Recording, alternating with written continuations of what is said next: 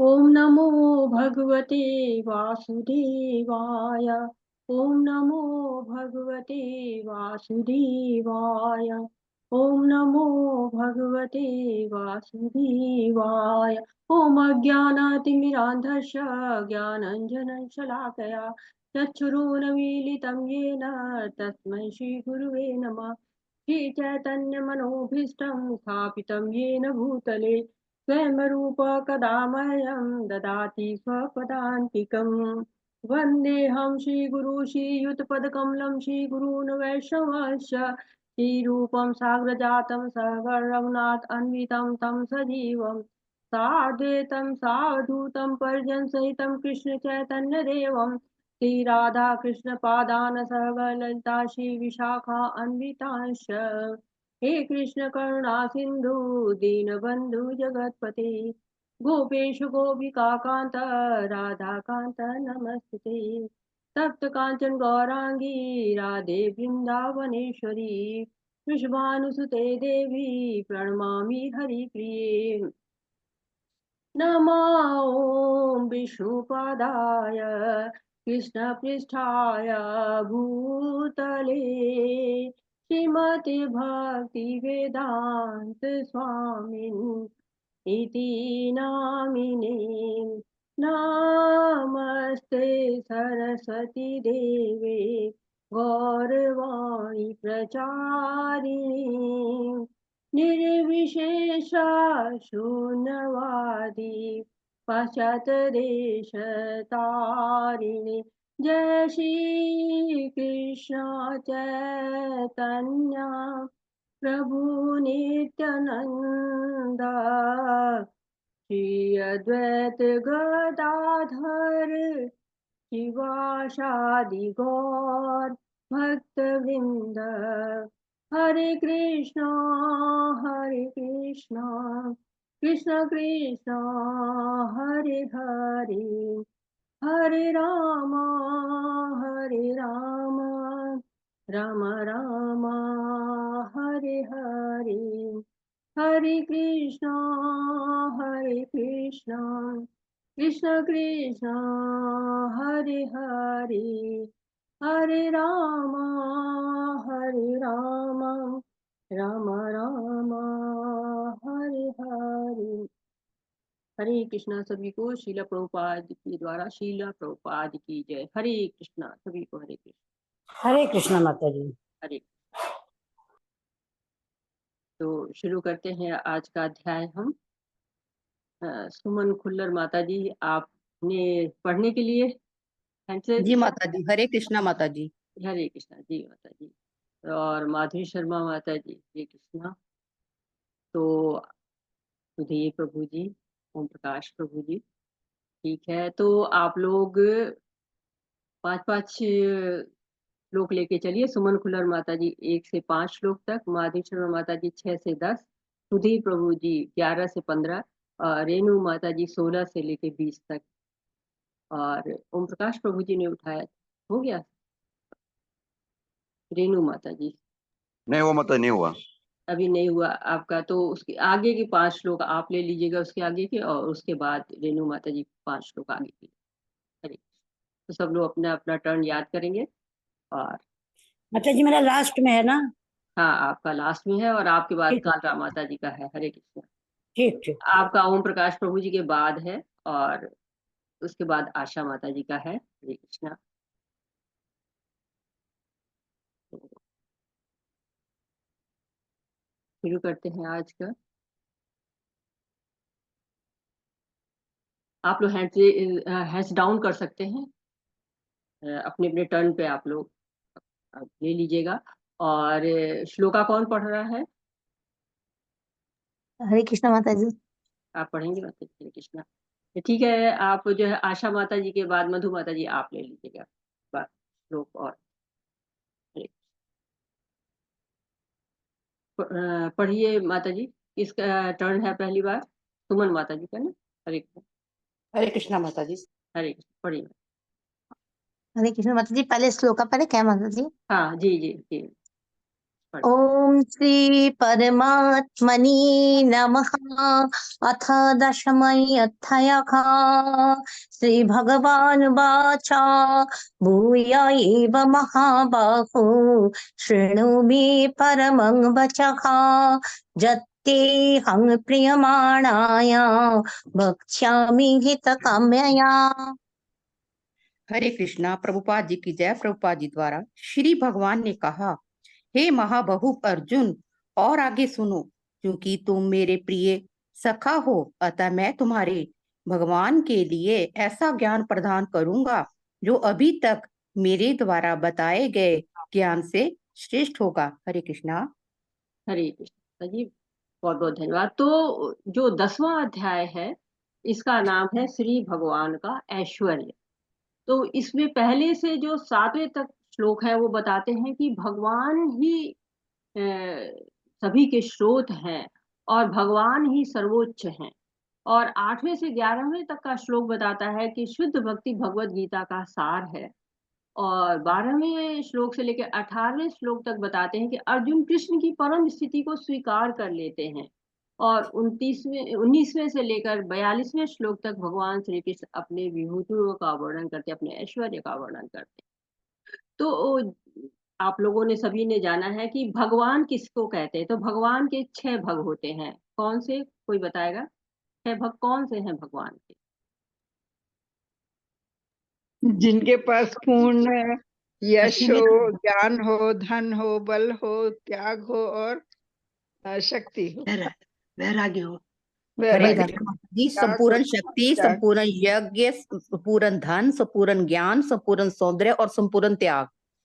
हरे कृष्णा माता जी। हरे कृष्णा। तो कहा गया ना, ऐश्वर्यस्य समग्रस्य वीरस्य यशस्य। तो सबसे पहले क्या बताएगा? ऐश्वर्य, कि भगवान के बहुत ढेर सारे ऐश्वर्य हैं और इस अध्याय में उनका वर्णन होगा। तो इसके पहले हम थोड़ा सा पीछे से चलते हैं 9वें अध्याय से, कि 9वें अध्याय में भगवान ने कहा था कि मन से मेरा चिंतन करो और मन को मुझ पर स्थित करो, मुझको नमस्कार करो। तो हम क्या करते हैं, हम भगवान का टेस्ट लेना शुरू कर देते हैं। लेना हमको क्या है? हमको टेस्ट लेना है। हम कहते हैं मेरा ये काम कर दो, नहीं तो मैं तुम्हारी भक्ति नहीं करूंगा। मेरा ये काम आपने किया नहीं, मैं कैसे आपको भगवान मानूं। तो ये कर दीजिए तब मैं आपको भगवान मानूंगा। तो हम टेस्ट करते रहते हैं भगवान का, जबकि हमको टेस्ट करना है, स्वाद लेना है भगवान की भक्ति का।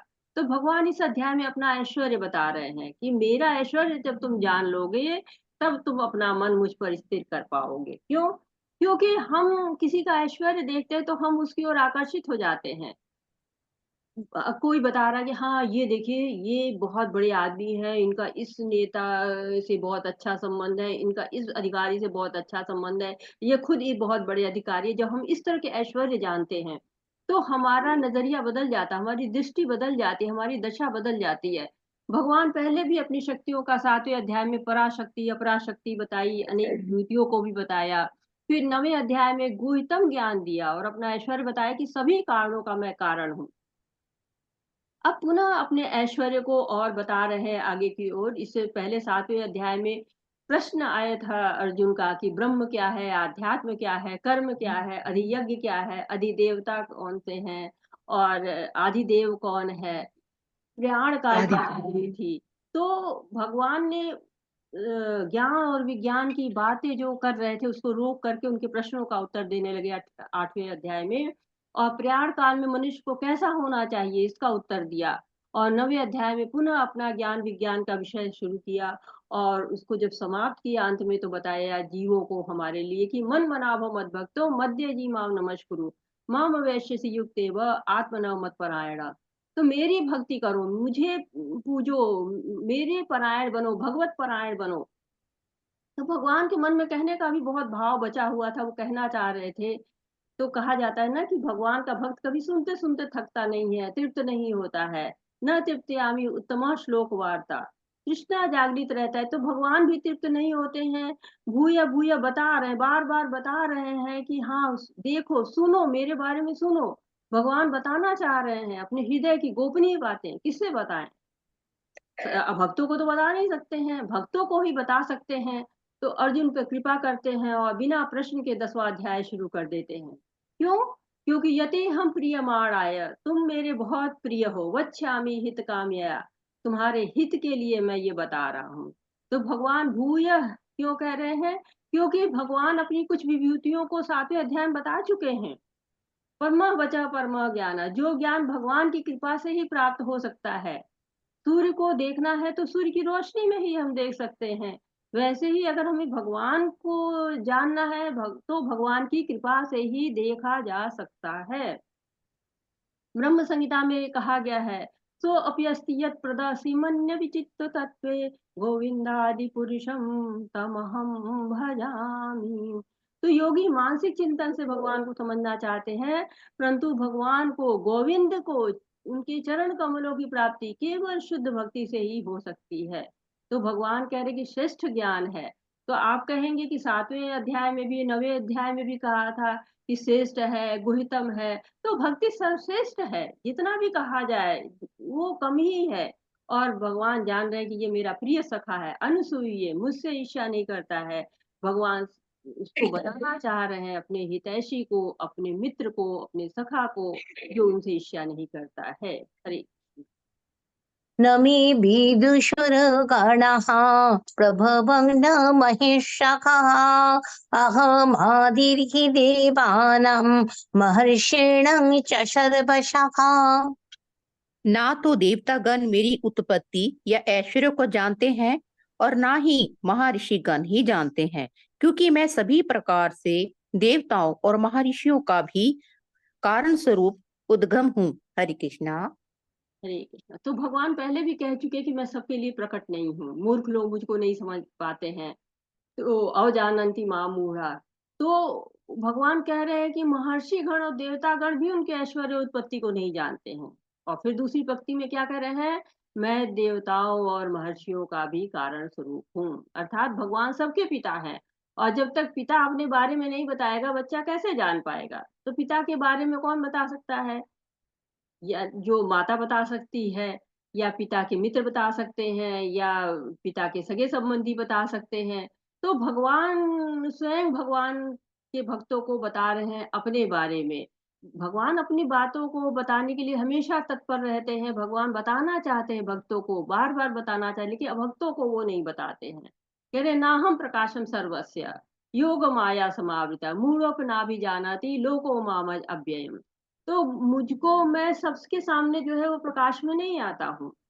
जो मूढ़ लोग होते हैं उनके तो बिल्कुल ही नहीं आता, मैं योग माया से ढका हुआ रहता हूँ। तो भगवान देव के पुत्र कहे जाते हैं, तो लोग कहते हैं कि वो तो अजन्मा नहीं है, क्योंकि जो मूढ़ लोग होते हैं वो लोग इसी तरह की बातें करते हैं, कहते हैं कि वो तो देवकी के गर्भ से जन्म लिए हैं। तो श्री भागवतम में कहा गया कि देवकी वासुदेव के समक्ष चतुर्भुज रूप में प्रकट हुए थे, और देवकी ने उनसे प्रार्थना की थी और वो बालक के रूप में आए और उन्होंने द्विभुजी रूप धारण कर लिया। तो जो लोग भगवान को नहीं समझते हैं, भगवान को नहीं जानते हैं, अभक्त रहते हैं, भक्ति नहीं करना चाहते हैं, भगवान उनके सामने भी नहीं आते हैं। कहते हैं जब शत पढ़ते थे हिरण्मयेन पात्रेण, तो जो भगवान ने अपने आगे योग माया का जो लगा रखा है अपने सामने पर्दा, उसको कहते हैं इसको हटाइए ताकि जो तेज है आपका वो मुझ तक आए, मैं आपको देख पाऊं। ऐसा एक भक्त उनसे प्रार्थना करता है। हरे कृष्णा। यो मामजन्मनादिं च यो वेत्ति लोको महेश्वरम् अशम्मूढशशर समर्थेषु सर्वपापैः प्रमुच्यते। जो मुझे अजन्मा, अनादि, समस्त लोकों के स्वामी के रूप में जानता है, मनुष्यों में केवल वही मोह रहित और समस्त पापों से मुक्त होता है। हरे कृष्णा। हरे कृष्णा। तो भगवान क्या कह रहे हैं कि जब तक शरीर में हमारे आत्मा रहती है तब तक शरीर बढ़ता है, और 6 प्रकार के उसमें परिवर्तन होते रहते हैं। तो मनुष्य उस समय में, वो जो परिवर्तन के पूरे समय में है, वो एक उसका जीवन होता है जिसमें वो भगवान को जानने की चेष्टा कर सकता है। हमने अभी दूसरे श्लोक में पढ़ा था कि देवता और महर्षि लोग भी मुझे नहीं जानते हैं, तो मनुष्य कैसे जानेगा? उसका उपाय बता रहे हैं कि मुझे आप कैसे जानेंगे कि 5वें अध्याय में पहले बता चुकी भोक्ता राम यज्ञ तपसा सर्वलोक महेश्वरम, और वही समान बात को फिर यहाँ पर कह रहे हैं भगवान की आत्मायन, मैं अपनी आत्म शक्ति से प्रकट होता हूँ। तो भगवान अजन्मा है, अनादि है, अनंत है, और उनके सिवा कोई नहीं जानता है कि वो कब प्रकट हुए हैं, क्योंकि वो स्वयं भी अस्तित्व है, उनका कोई जन्म तिथि, कोई जन्म स्थान नहीं है। संपूर्ण लोक के स्वामी के रूप में उनको सब लोग जानते हैं, और जो जान लेता है उनकी विभूतियों को, उनके ऐश्वर्य को, उनकी शक्तियों को, वो उनकी भक्ति किए बिना रह ही नहीं सकता है। जैसे कहते हैं कि एक सफेद रंग का कपड़ा लीजिए, उसको जिस रंग में डाल दीजिए वो उसी रंग का हो जाएगा, और नहीं तो वो सफेद ही। उसी तरह यदि भक्त होता है, वो अगर भक्ति करने लगता है, भक्ति का रंग उस पे चढ़ जाता है, तो वो भगवान को जान सकता है। और भगवान कह भी रहे हैं कि भूय एव महाभाव शुणु मैं परम वचा, मैं परम वचन बता रहा हूँ तुमको, तुम सुनो। और क्या बताना चाह रहे हैं वो हम सुनते हैं। हरे कृष्णा।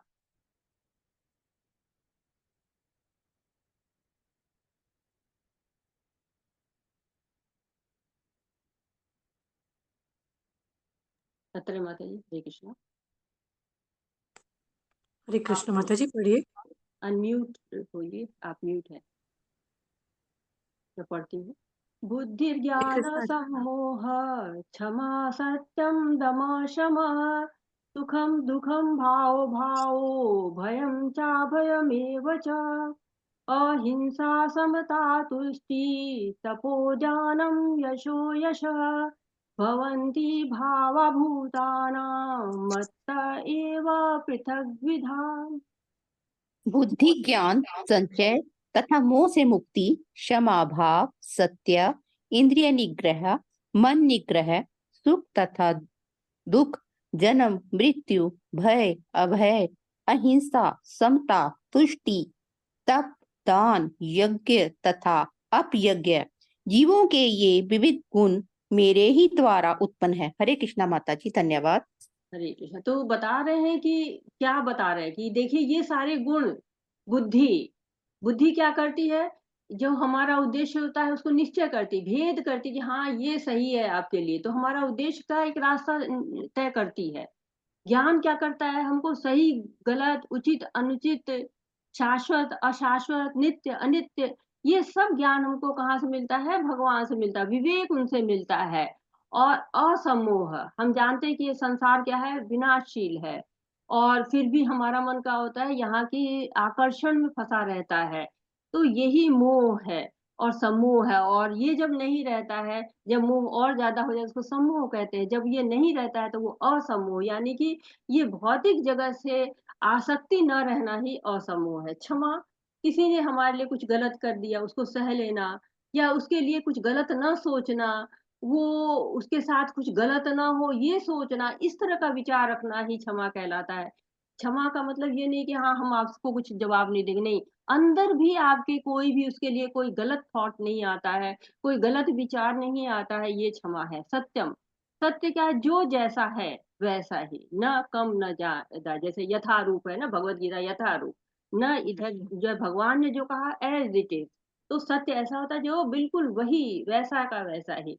दमः शमः, इंद्रियों से विषय, इंद्रियां जो होती हैं विषय में बहुत ज्यादा लिप्त होती हैं, तो उनको वश में करने का नाम है दम, और मन को सांसारिक भोगों के चिंतन से हटा लेने का नाम होता है क्षमा। जैसे अम्बरीश मुनि थे, वो सारी इंद्रियों को भगवान की ही सेवा में लगा दिए थे।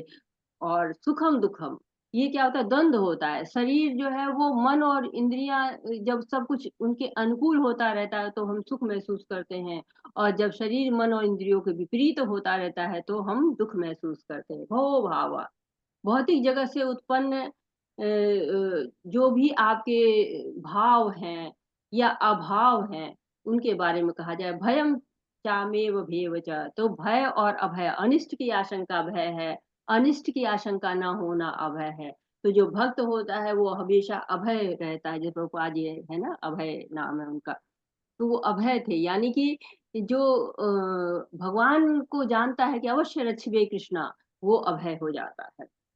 अहिंसा, तन से, मन से, वचन से, देश काल परिस्थिति से किसी को भी दुख नहीं देना, वो अहिंसा कहलाती है।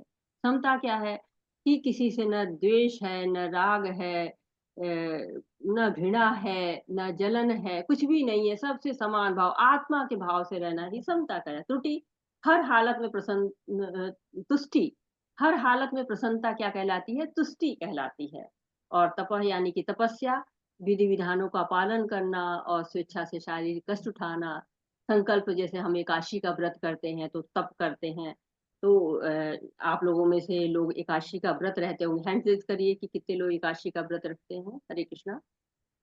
ये भी एक तप है। महर्षयः सप्तपूर्वे चत्वार मनवस्तथा मद्भावा मनसा जाताः येषां लोको इमा प्रजाः। माता जी अभी किसका नंबर है? अ, आप लोग में से सुमन माता जी की बात किसको पढ़ना है? हरे कृष्णा। सुधीर प्रभु जी पढ़िए, आपका है। हरे कृष्ण माता जी, हरे कृष्ण, मैं बोल रही हूँ। अच्छा, आपका है, ठीक है, पढ़िए।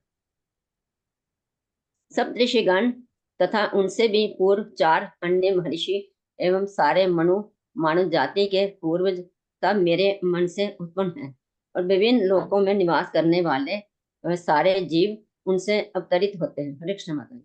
हरे कृष्णा। तो आप लोगों ने हैंड रेज किए थे कि आप लोग एकादशी का व्रत रखते हैं, तो मुझे अभी लग रहा है कि बहुत कम लोग व्रत रखते हैं, और लोग को भी रखना चाहिए। अगर आप लोग नहीं रखते हैं तो एकादशी का व्रत शुरू करिए, और एकादशी का व्रत रखना चाहिए। ये भी एक तप में आता है। बहुत अच्छी बात है, आप सब लोग रखते हैं। देखते हैं कितने लोग रखते हैं, सब लोग हैंड रेज करिए तो देखिए कितने लोग व्रत रखते हैं। और व्रत के दिन क्या करना है? बहुत सिंपल भोजन करिए आप। सिंपल रखने से क्या होता है? आपका शरीर बहुत हल्का रहता है और मन स्वस्थ रहता है। आप लोगों ने फील किया होगा जितने लोग व्रत रहते हैं कि कितना बहुत अच्छी बात है। हैंड्स डाउन कर लीजिए, बहुत अच्छा है। आप लोग रहते, जो लोग नहीं रहते वो लोग भी रहना शुरू कर दें। कुछ चीजें देखिए, आप लेवल 3 में जाने वाले हैं, तो लेवल 3 में आपको 4 माला जप करते रहना है, जो है हैबिट धीरे धीरे बढ़ाइए। हर एकादशी से एक एक बढ़ा लीजिए, तो आपको 4 माला जप कर लेना है। साथ ही साथ क्विज जो आप लोग कर रहे हैं, क्विज को पूरा कर लीजिए, क्योंकि बिना सेकंड लेवल की क्विज पूरा किए आप थर्ड लेवल में नहीं पहुंच सकते हैं। अगर कोई परेशानी आ रही है तो आप लोग बाद में जब पूछ लीजिएगा। बहुत सुंदर, सब लोग हैंड डाउन कर लीजिए। काफी लोग व्रत रहते हैं, बहुत अच्छी बात है। सब भक्त लोग हैं कि ये एकादशी का व्रत रखते हैं और अपने आप को जो है शुद्ध कर रहे हैं। ये तप है, ये जो है कलयुग में कहते हैं ना, कलयुग में नाम संकीर्तन भी यज्ञ है और एकादशी एक तप है। तो ये अवश्य करना चाहिए हमको। और हम लोग के जो ग्रुप है उनमें आता रहता है कि किस वक्त आपका पारण है, तो सबका ध्यान रखिए और शास्त्रों के नियमों के अनुसार धीरे धीरे अपने भक्ति को बढ़ाते जाइए। तो लेवल 3 में जब आप जाएंगे, बड़ी सुंदर सुंदर 3 बुक्स आपको मिलेंगी जो आप पढ़ेंगे। उपदेशामृत, ईशोपनिषद और भक्ति रसामृत, इनको आप पढ़ेंगे। तो इसकी आप धीरे धीरे तैयारी करिए, क्योंकि ये आप लोग 10वें अध्याय पे आ गए, मतलब कि आपने आधी जर्नी को पार कर लिया हुआ है। आप लोग उसकी तैयारी करते रहें, क्विज अपनी पूरी करते रहें। बिना सेकंड लेवल के जब तक आपको सर्टिफिकेट नहीं मिलता है, तब तक आपको लेवल 3 में नहीं मिलता है एडमिशन। तो आपको तैयारी करनी।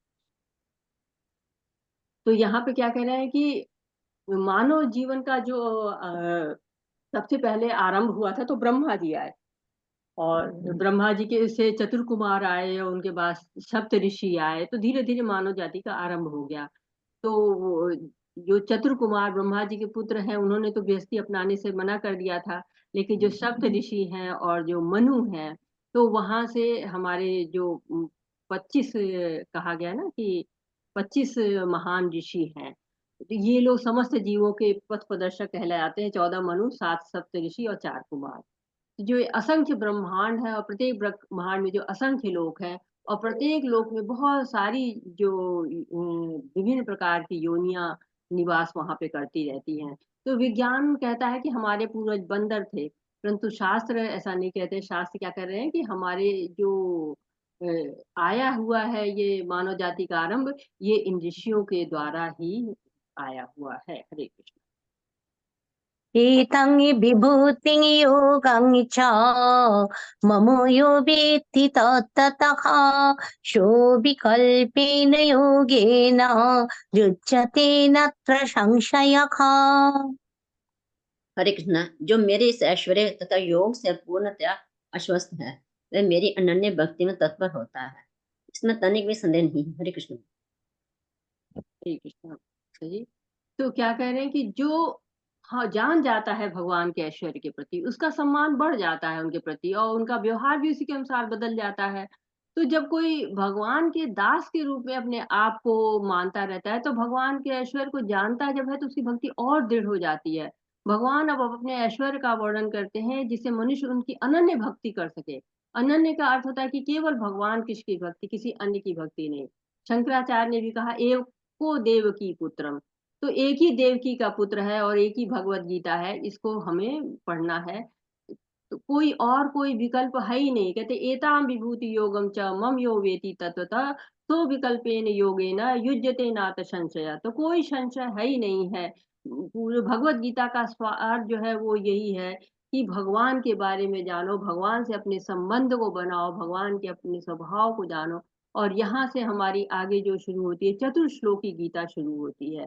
और चतुर्श्लोकी गीता का बहुत ही महत्व होता है। इसको कहते हैं कि जब हमको आध्यात्म में आगे बढ़ना है, जब हम वैदिक सिद्धांत के अनुसार अपनी आध्यात्मिक उन्नति करना चाहते हैं, तो उसके 3 चरण होते हैं। एक होता है संबंध ज्ञान, दूसरा होता है अभिधेय और तीसरा होता है प्रयोजन। तो संबंध ज्ञान का मतलब होता है कि ये भगवान के साथ जो सर्वोच्च व्यक्ति तो हमारा है, उसके साथ संबंध बनाने की बात, कि उनके साथ ये जानना कि हमारे संबंध क्या है। और फिर अभिधेय, यानी कि भगवान के साथ हमें अपने संबंधों के अनुसार क्या करना है और कैसे कार्य करना है, ये जानना। और तीसरा होता है प्रयोजन। प्रयोजन क्या है? भगवान के प्रेम को विकसित करना ही, भगवान के प्रति हमारा प्रेम विकसित हो, इसको करना ही कहते हैं कि जीवन का हमारा अंतिम लक्ष्य होना चाहिए। वेद शास्त्रे कहे संबंध अभिधेय प्रयोजन, कृष्ण कृष्ण भक्ति प्रेम टीना महाधन। तो वैदिक साहित्य में कृष्ण आकर्षण के केंद्र बिंदु है, और हमारी सेवा स्वीकार करते हैं, और उनकी सेवा करना ही हमारा कार्य है। तो कृष्ण के प्रति जो प्रेम है, उसको अंतिम लक्ष्य हमारा होना चाहिए कि प्रेम के साथ, माधुर्य रस के साथ उनके साथ हम जुड़ पाए। तो कृष्ण की सेवा, कृष्ण के प्रति प्रेम और कृष्ण हमारे जीवन के 3 महान धन माने गए हैं, कि कृष्ण, कृष्ण की भक्ति, कृष्ण के प्रति प्रेम। तो ये 3 हमारे जीवन के महान धन है। तो चैतन्य महाप्रभु ने, सनातन गोस्वामी ने, सबने, रूप गोस्वामी ने, इन सब लोगों ने संबंध अभिधेय प्रयोजन के बारे में बात की है। तो जो सनातन गोस्वामी हैं, श्री सनातन गोस्वामी, वो संबंध के आचार्य हैं। और भगवान कृष्ण के साथ हमारे संबंधों के जो देवता है वो मदन मोहन है। तो हम अपने संबंध को उनकी विग्रह की पूजा करके सीख सकते हैं।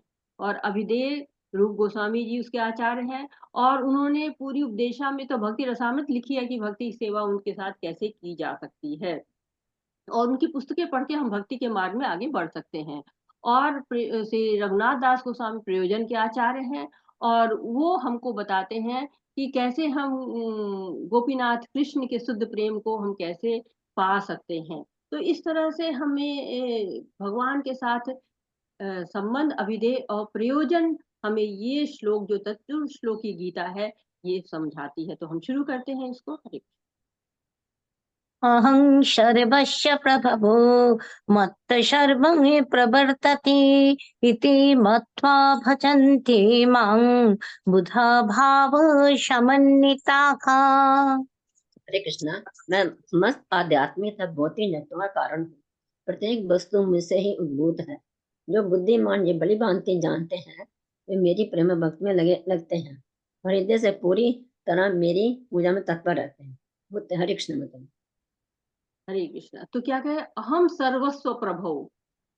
चतुर्श्लोकी गीता का आरंभ हो गया, और बहुत महत्वपूर्ण 4 श्लोक आ रहे हैं। तो भगवान अपने बारे में, भक्तों के बारे में, और किस प्रकार भगवान भक्तों पर कृपा करते हैं, इसका रहस्य बताते हैं इस श्लोक में। कि अहम सर्वस्व प्रभु, सभी चीजें मुझसे आरंभ होती हैं, और मैं ही कारण स्वरूप भगवान हूँ। जड़ है, चेतन है, सभी की उत्पत्ति मेरे से ही होती। कहते हैं ईश्वर परमा कृष्ण सच्चिदानंद विग्रह अनादिरादि गोविंद सर्व कारण कारण। तो सर्व कारण कारण भगवान है, चाहे आध्यात्मिक जगत हो चाहे भौतिक जगत हो, सब उनसे ही मिलता है और सभी उन्हीं के द्वारा नियंत्रित भी होता है। ईशावास्यम इदम सर्वम, भगवान के द्वारा ही जो है वो सब कुछ नियंत्रित है, सब उन्हीं की संपत्ति है। बुधा भाव समन्विता, मैं समस्त भौतिक और आध्यात्मिक वस्तुओं का कारण हूँ, ऐसा भगवान कहते हैं कि जो बुद्धिमान लोग हैं वो ये मानते हैं और ये मान के हमारी सेवा में लग जाते हैं। तो प्रभुपाद जी बताते हैं कि जिन विद्वानों ने वेद का अध्ययन किया और प्रामाणिक गुरु का, भक्तों का साथ किया, वो जानते हैं कि सर्व कारण कारणम भगवान ही है। तो भगवान के साथ हमें अपने संबंध को बनाना है, अपने संबंध को ठीक रखना है। तो इसमें अगर आप देखेंगे तो क्या है कि झलक तीनों की आ जाती है।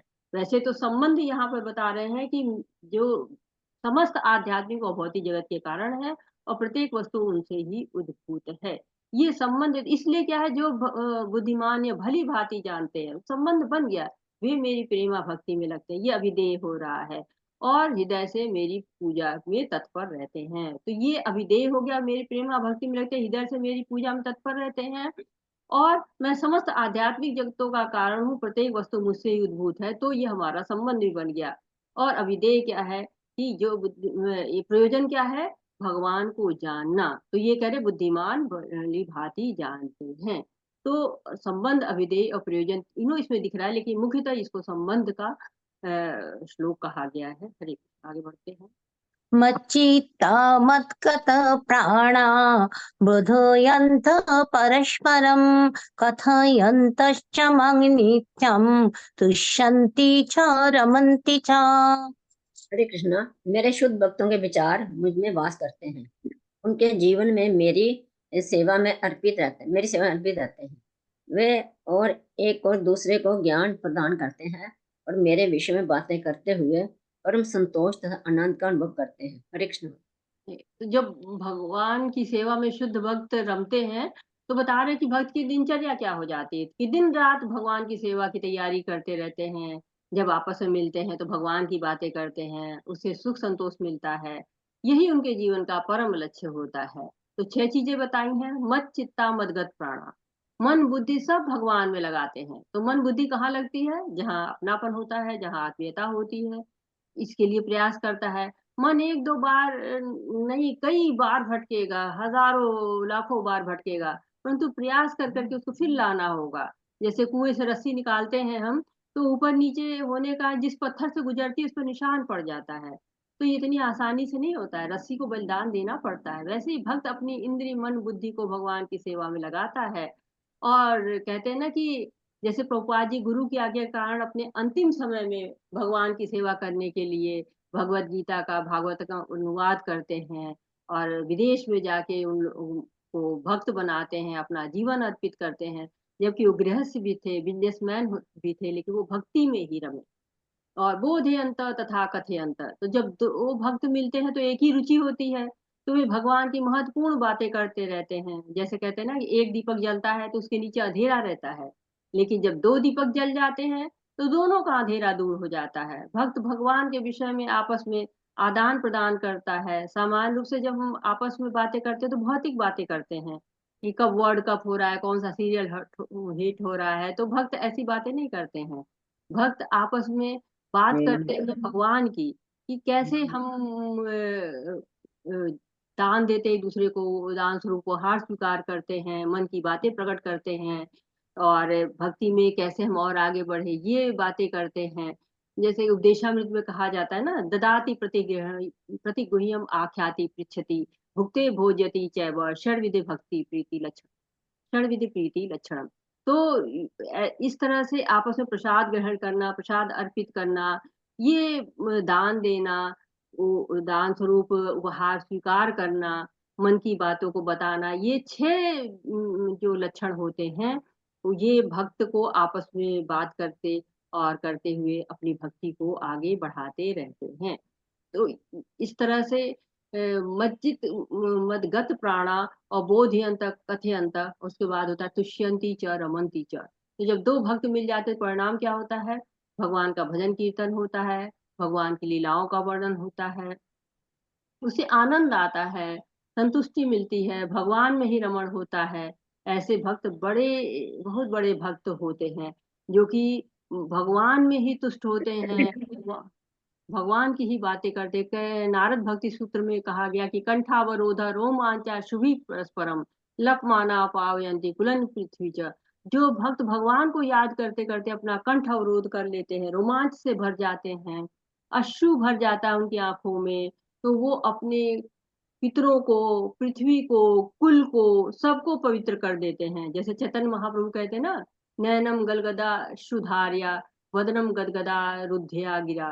भगवान कब मेरी आंखें आंसू से आपके लिए भर जाएंगी, कब मेरी आवाज आपको याद करके रूंध जाएगी। तो ये भक्त आपस में इस तरह से भक्ति का आदान प्रदान करते हैं और अपनी उनके प्रति भगवान के प्रति प्रीति को बढ़ाते हैं। हरे तेषां हि शततयुक्तानां भजतं प्रीतिपूर्वकं ददामि बुद्धियोगं तं येन मामुपयान्ति ते।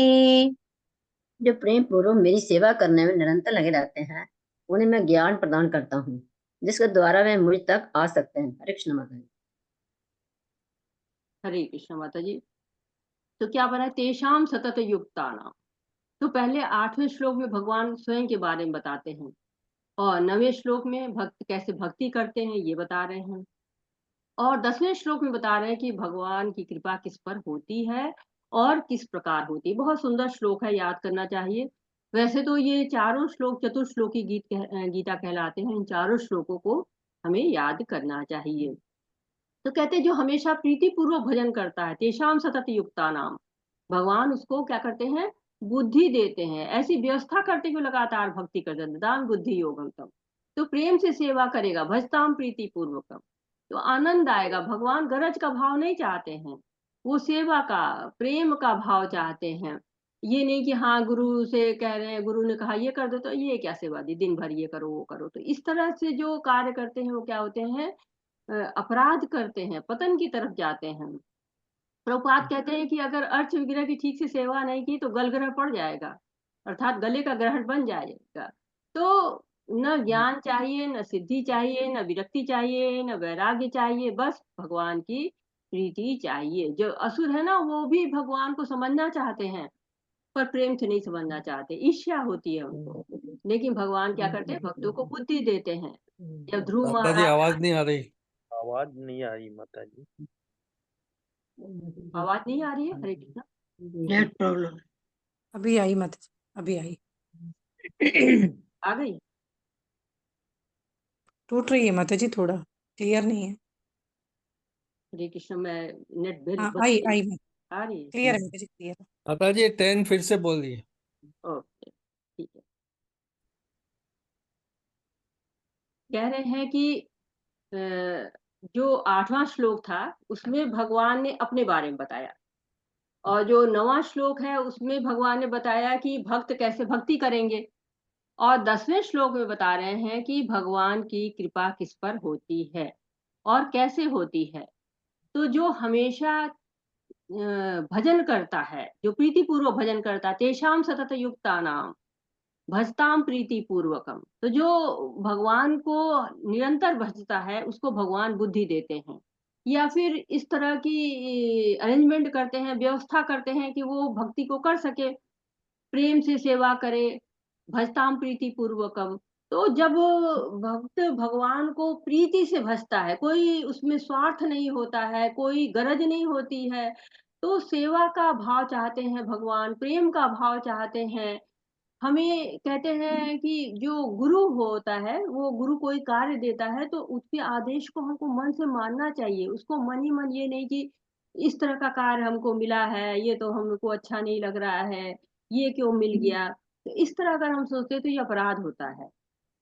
तो प्रभुपाद कहते हैं कि अगर अर्च विग्रह की ठीक से सेवा नहीं करोगे तो वो गलग्रह बन जाएगा, गले का ग्रहण बन जाएगा। तो भगवान को कुछ भी नहीं चाहिए, भगवान को लंबा चौड़ा ज्ञान नहीं चाहिए, न ही आपका कोई बहुत महंगा प्रसाद चाहिए, पत्रम पुष्पम फलम तोयम से ही वो प्रसन्न हो जाते हैं। बस प्रीत चाहिए, जो कुछ भी प्रेम से देता है वो भगवान स्वीकार कर लेते हैं। जो अभक्त होते हैं वो भगवान को ईर्ष्या से करते हैं तो वो समझ ही नहीं पाते, क्योंकि भगवान को प्रेम से समझा जा सकता है। जैसे ध्रुव महाराज थे, तो उनकी सौतेली माता ने जब उनको कुछ कह दिया गलत वचन, तो परेशान होकर अपनी माँ के पास गए। तो माँ ने कहा कि भगवान तुम्हारी सहायता करेंगे। तो ध्रुव महाराज पूछते हैं कि भगवान मिलेंगे कहाँ? तो कहते हैं जंगल में मिलेंगे। तो ध्रुव माँ की बात मान के जंगल में चल देते हैं। अब उन्हें तो पता नहीं कि भगवान कैसे होते हैं। अब वो जंगल में जो भी जानवर दिख जाता उसके पीछे भगवान भगवान करते दौड़ना शुरू कर देते थे। तो भगवान उनके भाव को देख कर प्रसन्न हो जाते हैं और नारद मुनि को भेजते हैं ध्रुव के पास। और नारद मुनि उनको बहुत समझाते हैं कि घर लौट जाओ, तुम छोटे से बच्चे हो, तुम इस जंगल में क्या कर रहे हो। लेकिन उन्होंने कहा कि मैं लौटने के लिए नहीं आया हूँ, मैं तो भगवान को ही प्राप्त करने आया हूँ। और जब भगवान को प्राप्त कर लेते तो कहते हैं कि मैं तो कांच ढूंढ रहा था, कांच के टुकड़े ढूंढ रहा था और मुझे तो सीधे सीधे भगवान ही मिल गए हैं। तो ये मुझे हीरा मिल गया, मैं कांच के पत्थर के टुकड़े ढूंढ रहा था। तो ये भगवान की क्या कहते हैं कि दया होती है, कृपा होती है कि जब कोई लगातार भगवान को भजता है तो उसको बुद्धि देते हैं, उसको व्यवस्था करते हैं जिससे वो उन तक पहुंच सकता है। हरे कृष्ण। तेषामेवानुकम्पार्थम् अहमज्ञानजं तमहा नाशयमात्मभावस्थो ज्ञानदीपेन भास्वता। हरे कृष्णा। मैं उन पर विशेष कृपा करने के हेतु उनके हृदयों में वास करते हुए ज्ञान के प्रकाशमान दीपक के द्वारा अज्ञान जन्य अंधकार को दूर करता हूँ। हरे कृष्ण। हरे कृष्ण। तो कह रहे कि भगवान का भक्त जो है वो भगवान को भूलना ही नहीं चाहता। वो एक क्षण भगवान को भूलने के बदले में सारे संसार का सुख त्याग सकता है। तो संसार में जब तक ईर्ष्या है, द्वेष है, आसक्ति है, तब तक भगवान से आसक्ति नहीं हो सकती, भगवान से प्रीत हो ही नहीं सकती। तो भगवान को समझने के लिए क्या करना है? ज्ञान कर्म से अलग होना है। कहते हैं ना अभी अन्य अभिलाषिता शून्यम ज्ञान कर्म आदि अनावृतम अनुकूलन कृष्ण अनुशीलन पंक्ति उत्तमा। तो भगवान हमारे हृदय में रहते हैं और हृदय में रहने के कारण वो हम जान जाते हैं कि हम क्या इच्छा कर रहे हैं, उसमें भगवान हमारी मदद करते हैं। अगर हमको भोग चाहिए तो भोग की पूर्ति कर देते हैं, भक्ति चाहिए तो उसमें भी सहायता करते हैं। तो उन्होंने हमको सूक्ष्म स्वतंत्रता दे रखी है, जो हम इच्छा करते हैं वो हमें वो प्रदान करते हैं। तो यदि हम भगवान की भक्ति करें तो अगर गोपियों जैसी करने लगे तो उनका भाव तो बहुत ही उच्च श्रेणी का है, उसका भाव लाने तो बहुत ही कठिन है। लेकिन अगर हम धीरे धीरे प्रयास करते करते रहते हैं तो हमारे भाव और अच्छे हो जाते हैं। हमें ऐश्वर्य नहीं, प्रीति चाहिए। कहते हैं भगवान जो है वो कहते हैं हमें प्रीति लाओ। गोपियां भी उनके ऐश्वर्य के प्रति नहीं, प्रीति के प्रति आकर्षित रहती थी और कहती थी कि तुम कौन से बड़े हो, हमारे पास भी तो घर है, तुम्हारे से छोटा है तो क्या हुआ। या जो गोपा थे उनसे लड़ने के लिए तैयार हो जाते थे कि हम भी बलशाली हैं, केवल तुम ही थोड़ी ना, हम भी गोवर्धन पर्वत उठा सकते हैं। तो ये सब विशुद्ध प्रेम होता है जो भगवान को, इसीलिए गोपियों की गालियां और ग्वाल बालों की मित्रता बहुत ही प्रिय थी क्योंकि उनके पास विशुद्ध प्रेम था। आप भगवान को अगर अपने हृदय में बैठाना चाहते हैं, अगर उनको हृदय में लाना चाहते हैं तो पहले अपने घर को साफ सुथरा करिए। उसको कहते हैं अनर्थ निवृत्ति करिए, जितनी भी गंदगी है उसको बाहर निकालिए क्योंकि कोई भी गंदे घर में नहीं रहना चाहता, चाहे आप फ्री में दे दो। वो कहेगा कि हम थोड़ा पैसा खर्च करके साफ सुथरा घर लेंगे, हम ये घर नहीं लेंगे। तो भगवान हमारे गंदे घर में कैसे रहेंगे? हमें अपने घर को बिल्कुल शुद्ध करना होगा और शुद्धता के लिए क्या करना है? हमको जपा करना होगा। जप करते करते हमारे अंदर शुद्धता आती है। तो ये चतुर्श्लोकी गीता है जो भगवान तथा भक्तों के बारे में बताती है। जब अर्जुन भगवान के बारे में सुनता है तो उसकी क्या स्थिति होती है, क्या प्रतिक्रिया होती है? अर्जुन बहुत ही प्रसन्न हो जाता है। कहते हैं कि भगवान जो है ज्ञान का दीपक जला रहे हैं, ज्ञान जो है वो देते हैं, अज्ञान को हटाते हैं और इसके लिए हमको क्या करते हैं? विशेष रूप से कृपा करते हैं, हमारे हृदय में वास करते हुए बहुत कृपा करते हैं। हरे अर्जुन वाचा परं ब्रह्म परं धाम पवित्रं परमं भवान् पुरुषं शश्वतं दिव्यम् आदिदेवम् अजं विभुम् आहुस्तं ऋषयः सर्वे देवर्षिर्नारदस्तथा अशीतो देवलो व्यासः स्वयं चैव भविष्यमि। हरे कृष्णा। अर्जुन ने कहा, आप परम भगवान, परम धाम, परम पवित्र परम सत्य हैं।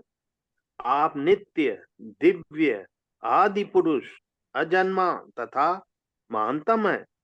नारद, असित, देवल तथा व्यास जैसे ऋषि आपके इस सत्य की पुष्टि करते हैं, और अब आप स्वयं भी मुझसे कह रहे हैं। हरे कृष्ण।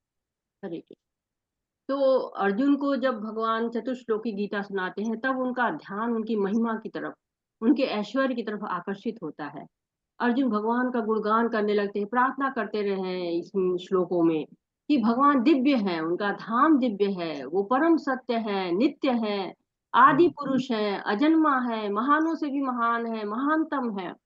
अर्जुन सोचते कि मैं कह तो रहा हूँ तो लोग सोचेंगे मैं तो मित्र हूँ, प्रशंसा कर रहा हूँ।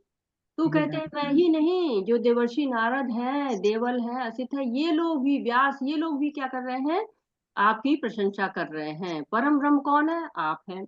ब्रह्म का अर्थ हम लोगों ने पढ़ा हुआ है कि अविनाशी जीव, और परम ब्रह्म का अर्थ होता है भगवान। तो भगवान के धाम को परम धाम कह रहे हैं। भगवान के धाम को प्राप्त करना परम गति कहलाती है। तो भगवान का नाम पवित्र है, पतितों को भी पवित्र करने वाला है। कहते हैं नित्य शुद्धो नित्य मुक्तो अभिन्न नाम नामिनो। भगवान के नाम से भगवान अलग नहीं है। इस श्लोक में अर्जुन भगवान को मान लेते हैं। अभी तक जो गुरु के पद पे उनको प्रतिष्ठित कर दिया हुआ था, यहाँ से उनको सीधे भगवान मानना शुरू करते। तो भगवत गीता को हमें अर्जुन के भाव से पढ़ना चाहिए, श्री कृष्ण को भगवान मानते हुए पढ़ना चाहिए। जैसे कि अन्य ऋषि लोग मानते हैं भगवान को, वैसे ही हमें भी भगवान को मानना चाहिए और अर्जुन के भाव से हमको समझ लेना चाहिए कि श्री कृष्ण ही भगवान है। हरे कृष्ण। सर्वमेतं त्रिरितं मन्ये यन्मं वदसि केशव, नहि ते भगवन् व्यक्तिं विदुर्देवा न दानवः। हरे कृष्ण। हे श्री कृष्ण, आपने मुझसे जो कुछ कहा है उसे मैं पूर्णतया सत्य मानता हूँ। हे प्रभु, न तो देवतागण न असुर गण ही आपके स्वरूप को समझ सकते हैं। हरे कृष्ण। तो अर्जुन भगवान को समझ गए, हमें भी समझ लेना चाहिए। भगवान के बारे में केवल भगवान ही बता सकते हैं। तो जब भगवान से अर्जुन उनके बारे में सुनते हैं तो प्रसन्न हो जाते हैं और उनकी भगवान की तरफ से स्तुति करने लगते हैं, क्योंकि वो कह रहे हैं कि भगवान आपका चिंतन किस किस रूप में किया जाए। जैसे एक बीमार होता है ना, वो अपनी बीमारी के बारे में जानता है परंतु इलाज के बारे में नहीं जानता है, और जानता भी है तो डॉक्टर से कम जानता है। तो जब डॉक्टर बताता है तो मान जाता है, रोगी स्वीकार कर लेता है। वैसे ही जब हमें अपने शरीर का पता नहीं है, भगवान को पता है कि हम भव रोग से, भौतिक रोग से त्रस्त हैं, हम में 4 दोष हैं, तो हमको भगवान ने जितना ज्ञान दिया है उतना भगवान मानने के लिए पर्याप्त है। परंतु जो हमारी चेतना है वो अशुद्ध है, तो हम नहीं मानना चाहते हैं। अपनी सुविधा के अनुसार हम बातों को स्वीकार करते हैं। नहीं नहीं, जो मैं कह रहा हूँ वही सही है, जो दूसरे कह रहे हैं वो गलत है, शास्त्रों में गलत लिखा है, जो मैं सोच रहा हूँ वही सही है, ऐसा हमको लगता है। हरे स्वयमेवात्मनात्मानं वित्तं त्वं पुरुषोत्तम, भूतभावन भूतेश देवदेव जगत्पते। हरे कृष्ण। हे परम पुरुष, हे सबके उद्गम, हे समस्त प्राणियों के स्वामी, हे देवों के देव, हे ब्रह्मांड के प्रभु, निसंदेह एकमात्र आप ही अपने को अपनी अंतरंगी शक्ति से जानने वाले हैं। हरे कृष्णा माता जी। हरे कृष्ण। तो भगवान को भक्तों के माध्यम से, अर्थात प्रामाणिक गुरु के माध्यम से ही हम जान सकते हैं, और उन्हीं से हमको जानना चाहिए कि भगवान क्या है, पुरुषोत्तम है, सभी पुरुषों में उत्तम है, भूत भावन है, सबके उद्गम स्रोत है, भूतेषु है, सभी जीवों के स्वामी हैं, देवादेव, देवों के भी देव हैं, जगतपते, सभी ब्रह्मांड के स्वामी हैं। तो भगवान को समझने के लिए ऐसी ही दृष्टि होनी चाहिए। हरे कृष्ण। वक्तुमहर्षशेषेण दिव्या ह्यात्मविभूतयः, याभिर्विभूतिभिर्लोकान् इमं स्तं व्याप्य तिष्ठसि। हरे कृष्ण। श्री प्रभुपाद जी के जय। श्री प्रभुपाद जी के द्वारा कृपा करके विस्तार पूर्वक मुझे अपने उन देवी ऐश्वर्यों को बताएं जिनके द्वारा आप इन समस्त लोकों में व्याप्त हैं। हरे कृष्णा जी। कृष्णा, तो भगवान क्या जो है, भगवान को और ज्यादा जानना चाहते हैं अर्जुन। किस लिए? हमारे लिए। क्योंकि हमको बताना चाह रहे हैं कि भगवान के बारे में, कि जितना ज्यादा हम जान पाए, कितनी विभूतियां हैं।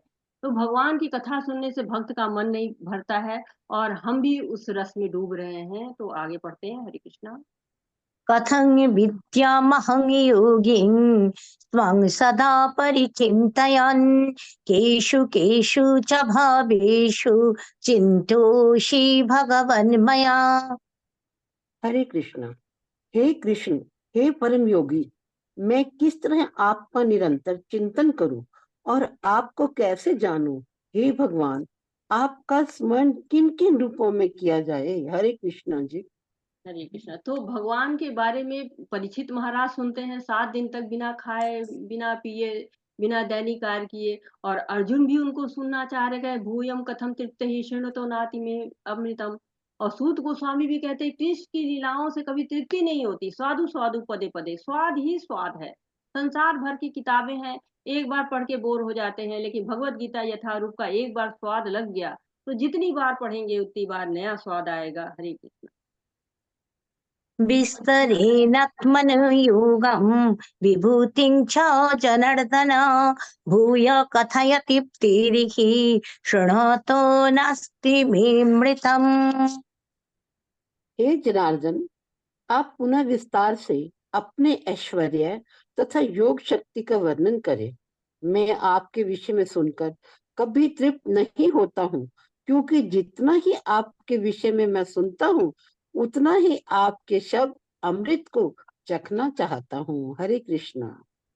तो अर्जुन बार बार उनसे कह रहे हैं कि और मुझे बताइए अपने बारे में। वो अमृत को चखना चाह रहे हैं और हमको चखाना चाह रहे हैं। हरे कृष्ण।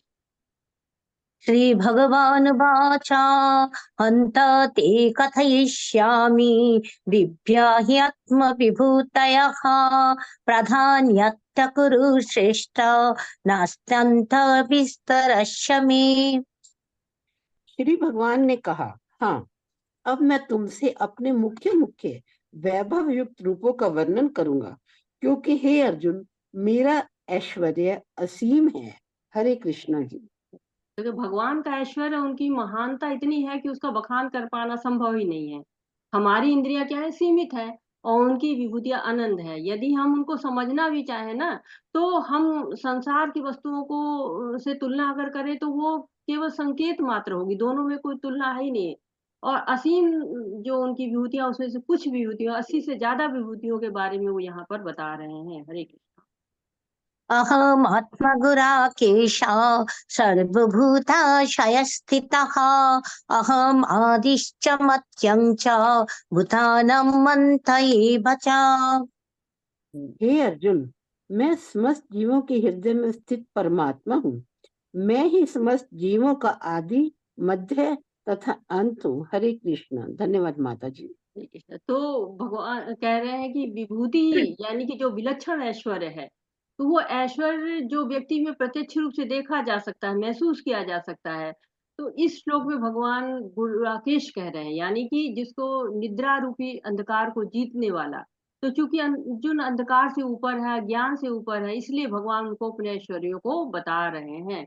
भगवान कह, मैं सृष्टि का आदि कारण, पालक और अंत भी हूँ। तो कर्णो दक्षाय विष्णु, गर्भोदक्षाय विष्णु और क्षीरोदक्षाय विष्णु के रूप में भगवान इस सृष्टि करते हैं, पालना करते हैं और प्रलय करते हैं। हरे आदित्यानमहं जो विष्णुर्ज्योतिषां रविरंशमान् मरीचिर्मरुतामस्मि नक्षत्राणामहं शशि। हरे कृष्णा। हरे, किसका टर्न है अभी? मेरा नंबर है माता जी। जी माता जी, प्रभु जी 21 का अनुवाद पढ़े। हाँ जी, हरे कृष्णा। संगत प्रणाम। माता जी 21 है, 21 लगाइए। आप 34 पे आ गए, 21 लगाइए। मैं आदित्यों में विष्णु, प्रकाशों में तेजस्वी, सूर्य मरुतों में मरीचि तथा नक्षत्रों में चंद्रमा हूँ। हरे कृष्णा। हरे कृष्ण। तो आदित्यों में विष्णु हुआ। आदित्य 12 हैं, और 12 में जो विष्णु हैं उनको कहा गया है कि वो भगवान अपने आप को रिप्रेजेंट करने वाला बता रहे हैं। और दक्ष की जो है वो 17 पुत्रियां थी और उनमें से जो है वो 13 पुत्रियों का विवाह जो है वो मारीच के पुत्र कश्यप से हुआ था। और चलिए इस कथा को बाद में बताएंगे, हम अभी यहीं पे आते हैं कि आदित्यों में विष्णु, प्रकाशों में तेजस्वी सूर्य। जो सबसे ज्यादा प्रकाश देने वाले उसमें से सूर्य जो है वो भगवान रिप्रेजेंट कर रहे हैं। और मरुतों में मारीची हूँ, मारीची जो मरुत है उनमें से मारीची जो है वो भगवान है। और नक्षत्रों में चंद्रमा, जो नक्षत्र 27 नक्षत्र हैं वो चंद्रमा को अपना पति मानते हैं, इसलिए उनको जो है वो कहा गया कि मैं चंद्रमा, भगवान कह रहे कि मैं चंद्रमा हूँ। हरे वेदानां सामवेदोऽस्मि देवानामस्मि वासवः इन्द्रियाणां मनोचास्मि भूतानामस्मि चेतना। हरे कृष्णा। मैं वेदों में सामवेद हूँ, देवों में स्वर्ग का राजा इंद्र हूँ, इंद्रियों में मनु हूँ तथा समस्त जीवों में जीवनी शक्ति चेतना हूँ। हरे कृष्णा। तो वेदों में भगवान कह रहे कि मैं सामवेद हूँ, क्योंकि सामवेद में देवों की स्तुतियां हैं, इसलिए सामवेद कहा उन्होंने। और देवों में राजा इंद्र को माना गया है, तो इंद्र पर सभी देवताओं की रक्षा का भार होता है। इसलिए कृष्ण कह रहे कि मैं इंद्र से भी ऊपर हूँ, लेकिन इंद्र देवता है क्योंकि, और कृष्ण भगवान है। और इंद्रियों में मन है, जो हमारी 5 ज्ञानेंद्रियां और 5 कर्मेंद्रियां होती हैं। और उसमें जो मन होता है वो सबसे ताकतवर होता है, चंचल होता है और आसानी से वश में आने वाला नहीं होता है। तो कह रहे कि मैं मन हूँ। और समस्त जीवों में कहते चेतना हूँ, जो जड़ पदार्थ में चेतना किसे आती है, भगवान से आती है। तो वो कह रहे हैं कि वो मैं हूँ। हरे कृष्ण। रुद्राणं शंकर चास्मि वित्तेश यक्ष रक्षसां वसूनां पवक चास्मि मेरुशिखरिणम् अहम्। हरे कृष्णा। मैं समस्त रुद्रों में शिव हूँ, यक्षों तथा राक्षसों में संपत्ति का देवता कुबेर हूँ, वसुओं में अग्नि हूँ और समस्त पर्वतों में मेरु हूँ। हरे कृष्णा। तो रुद्रों में कह रहे शिव हूँ। रुद्र जो थे वो रोते हुए पैदा हुए थे, तो कह मैं उनमें शिव हूँ। और धन के देवता कुबेर माने जाते हैं। और जो उनको रावण ने बंधक भी बना लिया था, देवताओं के कोषाध्यक्ष भी थे, रावण के भाई भी थे। और मेरु पर्वत में बहुत सारी जो है वो प्राकृतिक संपदाएं हैं, जिससे प्राणी का स्वास्थ्य ठीक रहता है, समृद्धि देता है। तो भगवान कह रहे हैं वो मैं। पुरोधाशं च मुख्यं मां विद्धि पार्थ बृहस्पतिं सेनानीनमहं स्कन्दः शरशामस्मि सागरः। हरे कृष्णा। हे अर्जुन, मुझे समस्त पुरोहितों में मुख्य पुरोहित बृहस्पति जानो। मैं ही समस्त सेना नायकों में कार्तिकेय हूँ और समस्त जलाशयों में समुद्र हूँ। हरे कृष्णा। तो पुरोहितों में सर्वश्रेष्ठ बृहस्पति माने जाते हैं, क्योंकि वो देवताओं के गुरु हैं। और जो शुक्राचार्य जी थे वो दैत्यों के गुरु थे। और साथ ही साथ के मैं कार्तिकेय हूँ, कार्तिकेय शिव और पार्वती के पुत्र हैं और देवताओं के सेनापति भी हैं। इनका जन्म ही असुरों के संहार के लिए हुआ था। और युद्ध कौशल में बहुत ही निपुण हैं, गणेश जी के भाई हैं। और समुद्र, समुद्र यानी कि जलाशय, जहाँ वो स्थान है जहाँ पे जल इकट्ठा होता है। और सबसे ज्यादा जल कहाँ इकट्ठा होता है, समुद्र में इकट्ठा होता है। तो भगवान कह रहे हैं वो मैं हूँ। हरे कृष्ण। महर्षीणां भिघोराहं गिरामस्मिकम् अक्षरं यज्ञानं जपयज्ञस्मि स्थावराणं हिमालयः। हरे कृष्णा। मैं समस्त मर्षों में भृंगु हूँ, वाणी में दिव्य ओंकार हूँ, समस्त युगों में पवित्र नाम का कीर्तन जप तथा समस्त अचलों में हिमालय हूँ। हरे कृष्णा। तो कह रहे महर्षियों में भृगु हूँ। भृगु मुनि बहुत ज्ञानी थे, बहुत तपस्वी मुनि थे। और उनको क्रोध भी बहुत जल्दी आ जाता था। और सभी यज्ञों में संकीर्तन यज्ञ सर्वश्रेष्ठ है, सबसे कम खर्चीला है, सबसे सरल और शुद्धतम यज्ञ है। और कलऊ तद हरि कीर्तनम, जो कलयुग है उसमें हरि कीर्तन को, नाम जप को ही सर्वश्रेष्ठ माना गया है। क्योंकि कहते हैं कलयुग ही नाम आधारा, नाम का ही आधार कलयुग में है। तो हरे कृष्णा जब कृष्ण का सर्वाधिक शुद्ध रूप है। और जो अचल वस्तु है उसमें हिमालय है। तो हिमालय को कहते हैं कि मेरु पर्वत को कभी कहा गया वो कभी कभी सचल भी हो जाता है, लेकिन हिमाचल पर्वत हमेशा अचल रहता है। हरे कृष्ण। अश्वत्थ सर्वभिक्षाणं देवर्षीणं च नारदः गन्धर्वाणं चित्तरथः सिद्धानं कपिलो मुनिः। हरे कृष्णा। हरे प्रभुपाद जी की जय। प्रभुपाद जी के द्वारा मैं समस्त वृक्षों में अश्वत्थ वृक्ष हूँ और देवर्षियों में नारद हूँ। मैं गंधर्वों में चित्ररथ हूँ और सिद्ध पुरुषों में कपिल मुनि हूँ। हरे कृष्णा। देखिए समस्त वृक्षों में अश्वत्थ वृक्ष को, बहुत ऊंचा बहुत सुंदर वृक्ष होता है, ढेर सारी इसमें जो है वो जड़ें इसकी लटकती रहती, पता ही नहीं चलता है कि इसका आदि कहाँ है और अंत कहाँ है, तो इसको बहुत पूज्य वृक्ष माना जाता है। देवर्षियों में जो नारद हैं वो सबसे बड़े भक्त माने जाते हैं, और गंधर्वों में चित्ररथ बहुत सुंदर गाते थे, बहुत उनका गायकों में बहुत अच्छा नाम था, और अर्जुन ने इनको हराकर एक बार माफ भी कर दिया था। और सिद्ध पुरुषों में जो देवहूति के पुत्र कपिल मुनि थे वो कृष्ण के प्रतिनिधि हैं। उन्होंने सांख्य योग बताया और अपनी माता को ज्ञान देके उन्होंने उनको मुक्त आत्मा बनाया। उच्चैश्रवश्रमश्वानं विद्धि माममृतद्भवम् ऐरावतं गजेन्द्राणं नराणां च नराधिपम्। हरे कृष्णा। प्रभुपाद जी की जय। घोड़ों में मुझे उच्चैः श्रवा जानो, जो अमृत के लिए समुद्र मंथन के समय उत्पन्न हुआ था। गजराजों में मैं ऐरावत हूँ और मनुष्यों में मैं राजा हूँ। हरे कृष्ण। तो प्रभुपाद जी कहते हैं कि जानवरों में गाय अच्छी मानी जाती है, सबसे अच्छी, क्योंकि कृष्ण को प्रिय है। परंतु यदि सुंदरता, आकर्षण, बलशाली में बात की जाए तो घोड़े को कहा जाता है। तो साइंस में भी कहा जाता है अश्व शक्ति पढ़ाई जाती है। जब युद्ध में इधर उधर लोगों को ले जाने का प्रयोग होता है तो भी सेना में इनको रखा जाता है। तो सभी घोड़े में उच्च श्रवाश्रेष्ठ है, और क्योंकि वो समुद्र मंथन में प्राप्त हुए थे। और गजराजों में ऐरावत गजेंद्र, जो हाथियों का राजा कहा जाता है, उसको कहा गया। और हम लोग गजेंद्र मोक्ष की कहानी भी पढ़ते हैं। और मनुष्यों में राजा, राजा सबसे अधिक शक्ति रखता है, सारे नियम बनाता है और सब उसका पालन करते हैं।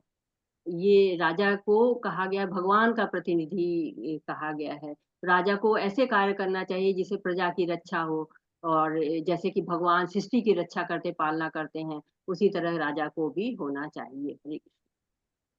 आयुधानम् अहं वज्रं धेनूनामस्मि कामधुक् प्रजनचस्मि कन्दर्पः सर्पाणाम् अस्मि वासुकिः। हरे कृष्णा। प्रभुपाद जी की जय। मैं हथियारों में वज्र हूँ, गायों में सुरभि, संतति उत्पत्ति के कारणों में प्रेम का देवता कामदेव तथा सर्पों में वासुकी हूँ। हरे कृष्णा। तो हथियारों में वज्र हूँ। वज्र जो है दधीचि ऋषि द्वारा दान दी गई हड्डियों से बना था, बहुत बलशाली था और कृष्ण की शक्ति का प्रतीक है। और गायों में सुरभि गाय वैकुंठ लोक में पाई जाती है, बहुत पवित्र होती है, बहुत दिव्य होती है। और प्रेम के देवता जो है कामदेव, उनको संतान की उत्पत्ति के लिए जो है वो सर्वश्रेष्ठ देवता माना जाता है। और सर्पों में सर्वश्रेष्ठ वासुकी भी जो है वो भगवान है। कामदेव बहुत ही सुंदर थे और प्रेम के देवता भी थे। वासुकी भी वो नाग है जो समुद्र मंथन के लिए प्रयोग में रस्सी की तरह से लाए गए थे, बहुत विशाल नाग थे, उनको नागराज भी कहा जाता था। हरे कृष्ण।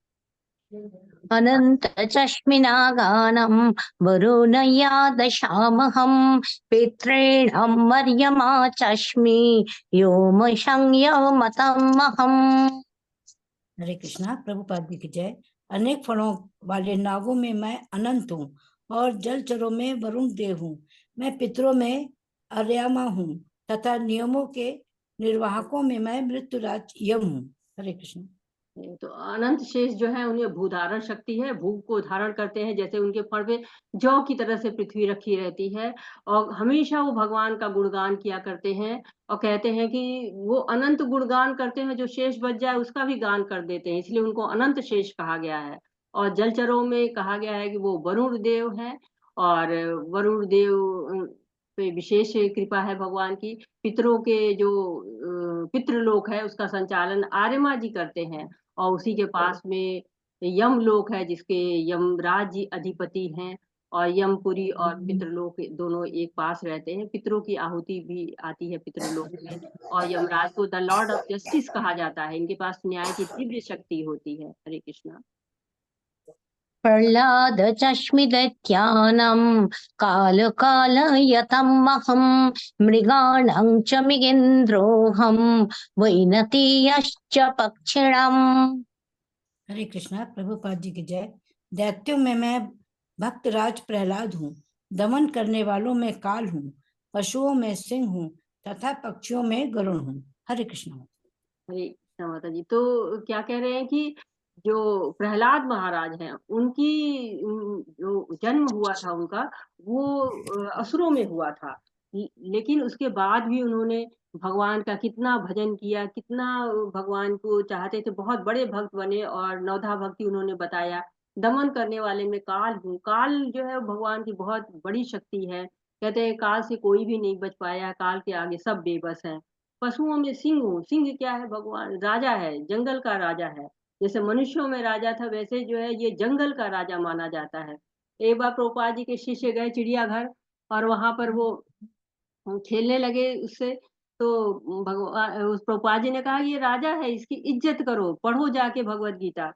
तो सब शिष्य समझ गए और उन्होंने उसे खेलना छोड़ दिया। तो भगवान कह रहे हैं कि मैं पशुओं में सिंह हूँ, पक्षियों में गरुड़ हूँ। गरुड़ तो उनके वाहन है और कितने बलशाली हैं कि जब समुद्र मंथन के समय जब वो मद्राचल पर्वत को ले जाना हुआ तो गरुड़ के ऊपर ही रख के ले जाया गया। हरे कृष्ण। पवन पवतामस्मि रामशस्त्रभितमहं झषाणं मकरचास्मि श्रोतशामस्मि जाह्नवी। हम पढ़े माता जी? हरे पढ़िए कृष्ण। पढ़िए। हरे कृष्ण माता जी। प्रभुपाद जी की जय। श्री तात्पर्य श्री प्रभुपाद जी के द्वारा समस्त पवित्र करने वालों में वायु हूँ, शस्त्रधारियों में राम, मछलियों में मगर तथा नदियों में गंगा हूँ। हरे कृष्ण। हरे कृष्णा। तो वायु में क्या है? बहुत शोधन शक्ति होती है, शुद्ध करती है, सब चीज पवित्र कर देती है।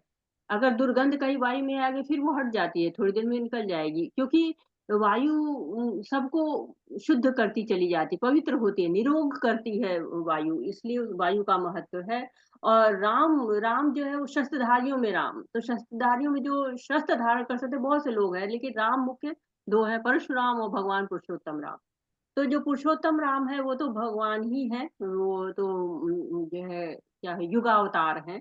लेकिन परशुराम की यहाँ पर बात हो रही है, जो हमारे आचार्य कहते हैं कि ये परशुराम की जो आवेश अवतार उनको कहा जाता था। हरे कृष्णा।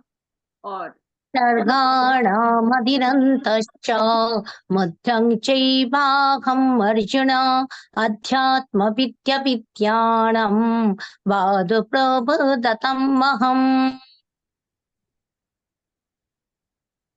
हे अर्जुन, मैं समस्त सृष्टियों का आदि मध्य और अंत हूँ।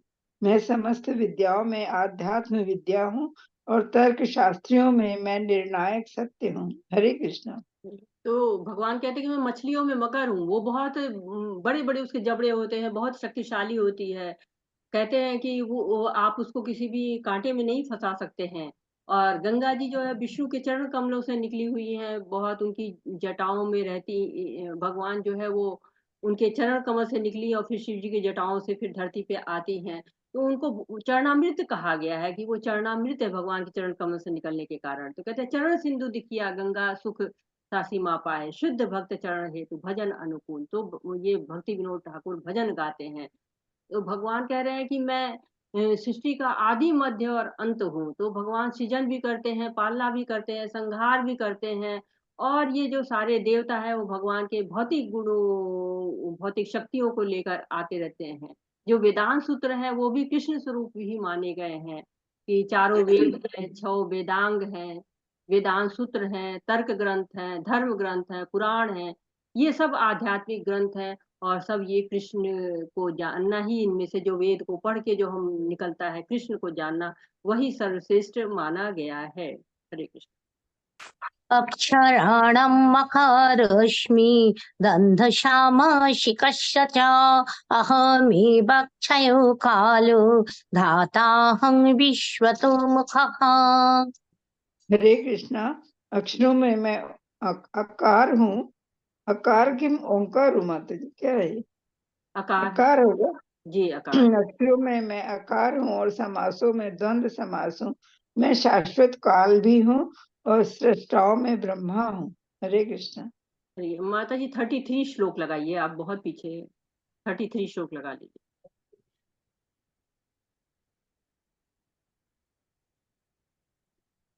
तो कह रहे कि तर्क में जो है निर्णायक तर्क जो सत्य होता है, जो भी अगर शास्त्रार्थ होते हैं तो उसमें जो सत्य होता है वही जीतता है। ऐसा तर्क जो कि विपक्ष भी मान ले, समर्थन कर दे, उसको कहा जाता है कि सत्य है। तो वो सत्य कृष्ण का स्वरूप है। और आकार जो है वर्णमाला का प्रथम अक्षर है, इसके बिना कोई स्वर का उच्चारण हो ही नहीं सकता है। आकार वैदिक साहित्य का भी शुभारंभ है, इसीलिए उसको कृष्ण का स्वरूप माना गया है। हरे कृष्णा। मृत्यु सर्वहरश्चाहम् उद्भवश्च भविष्यतम् कीर्ति श्रीवाक्च नारीणम् स्मृतिर्मेधाधिति क्षमा। हरे कृष्णा।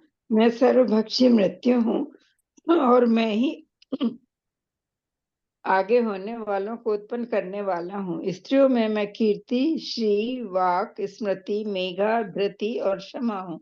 हरे कृष्णा। हरे कृष्णा। तो कह रहे हैं कि समास हिंदी में 6 प्रकार के होते हैं। उसमें जो द्वंद्व समास है उसमें दोहरे शब्द होते हैं, रात दिन, सुख दुख। तो कह रहे हैं कि समास जो है द्वंद्व समास में हूँ, और काल जो है वो सर्वोपरि होता है, क्योंकि सब कुछ वो हर लेता है, तो वो भी कृष्ण स्वरूप है। और सृजन करने वाले जीवों में ब्रह्मा प्रधान है, इसलिए वो भी कृष्ण के प्रतीक हैं। तो कह रहे हैं कि वसुओं में वो अग्नि बता रहे भगवान की, अग्नि मैं हूँ।